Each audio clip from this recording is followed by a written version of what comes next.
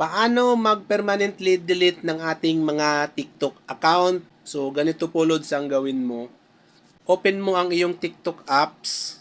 And then, pagdating po dito sa iyong TikTok, dapat po nakalagin po yung permanently delete natin na account.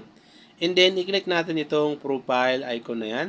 Pagdating po dito sa profile natin, pumunta po tayo dito sa arrow na yan na pababa. And then, dito po, pumunta naman po tayo dito sa gear icon. Dito po, mapupunta tayo sa setting and privacy. And then, i-click po natin itong account. Yung maliit na arrow na yan sa gilid, i-click natin yan.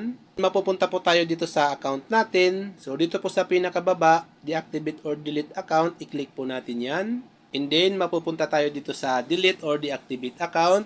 Ang pipiliin po natin dito, itong delete account permanently kasi po magde-delete tayo. Ayan, i-click natin yung maliit na arrow na yan. Nalabas po dito. So, dito po may mga katanungan dito kayong pwedeng piliin kung bakit po magde-deactivate kayo ng TikTok account. So, piliin nyo na lang po yung reason dyan. So, halimbawa, wala naman po kayong reason, pwede mo pong i-click ng skip na button na yan. Ayan.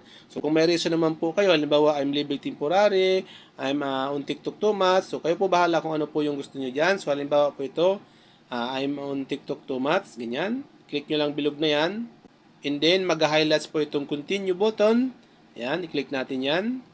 And then, lalabas po ito. So, dito po, pwede po tayo mag-request, i-download yung mga edita ng ating mga TikTok account. So, halimbawa po, may mga mahalagang edita tayo dyan sa ating TikTok account, pwede nyo po yung i-request download. Ayan, i-click nyo po yan. So, halimbawa, wala naman po mga loadis, okay na po. I-click nyo na po yung maliit na bilog na yan. And then, i-click nyo na po itong continue button. Okay? So, ganun lang po, Lods, ang gawin mo.